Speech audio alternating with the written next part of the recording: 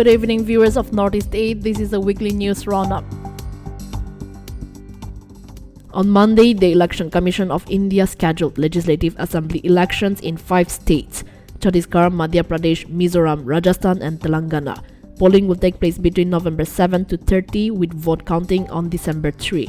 Approximately 16 crore voters are set to participate. Key dates include Mizoram all 40 seats and Chhattisgarh first 20 seats will vote on November 7. Chhattisgarh's remaining 70 seats and Madhya Pradesh 230 seats will vote on November 17. Rajasthan's 200 seats will vote on November 23, and Telangana's 119 seats will vote on November 30. This will be the final assembly election before the 2024 Lok Sabha polls.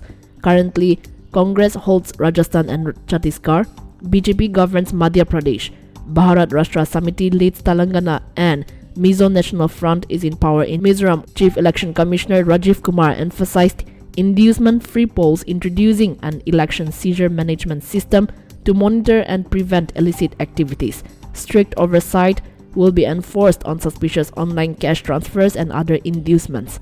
Jammu and Kashmir's election status will be determined considering security concerns. On Tuesday, in a significant political move in Assam, numerous stalwarts from parties like AGP and BPF have joined the Congress. The formal induction took place at Rajiv Bhawan, Guwahati, overseen by Congress Party Assam in charge Jitendra Singh. Key joiners include Prabin Boro, ex-General Secretary of BPF, Pranay Rabha, former Minister, Mahim Hazarika, ex-Working President of Ghana Shakti, Hilaluddin Barbuyan of AGP's Hailakandi District Unit, Tilak Pugan, former State Secretary of Ghana Shakti, Brajabal Rabidas, ex-chairman of AGP's District SC Development Board, and Awal Khan from BJP's Ajia Mandal Minority Morcha. The addition of these political figures to Congress coincides with internal controversies involving Congress MLAs attending BJP-sponsored events. The party recently suspended 2 leaders for participating in the Amrit Kalash Yatra.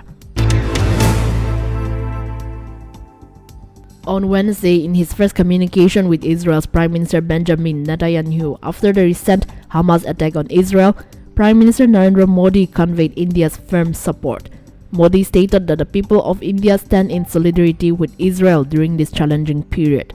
After the attack, which ranks as one of the bloodiest since Israel's inception in 1948, Modi expressed profound shock and sympathized with the innocent victims and their families. Highlighting India's strong condemnation of terrorism in all its forms, Modi said these sentiments in both a public post and an official PMO statement. Emphasizing the well-established strategic partnership between India and Israel, the discussions mirrored the close ties and personal rapport shared by the 2 leaders over the past decade. Netanyahu assured Modi of the safety and security of Indian citizens in Israel.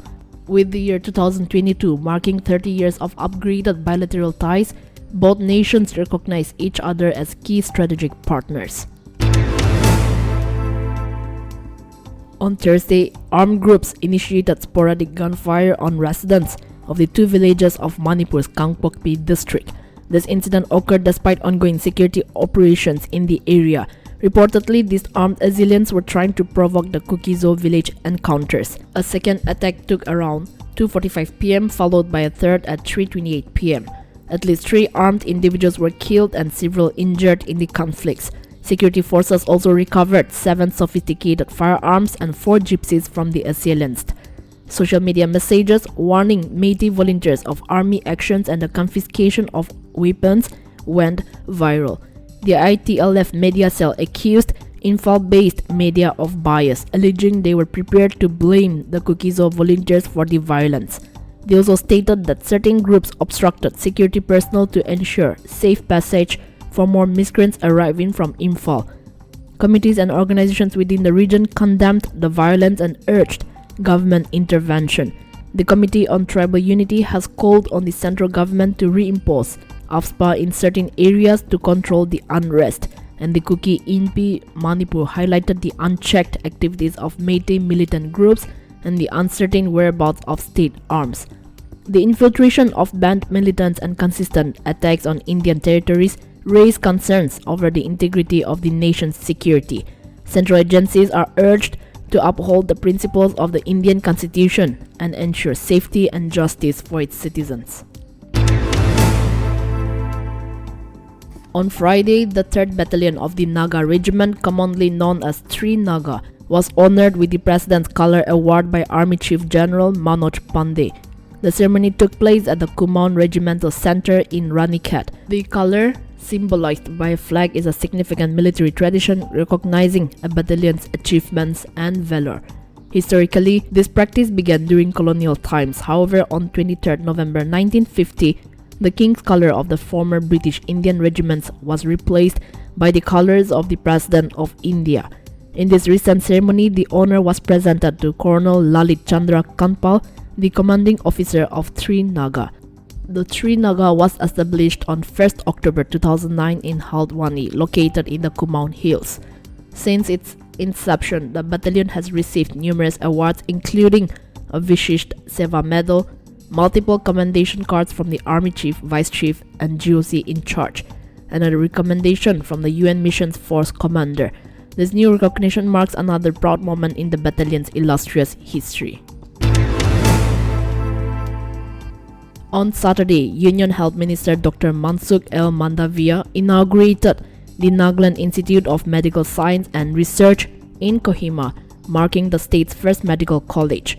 Mandavia emphasized that the institute, beyond education, would focus on research to cater to local healthcare needs. He commended Nagaland's Chief Minister Neiphiu Rio for his efforts in healthcare development. Dr. Mandavia highlighted the importance of not commercializing health but viewing it as a service. He also called for strengthening medical and nursing education and suggested collaborations between NMSR, Ayushman Bharat and CM Health Insurance Scheme for comprehensive patient care.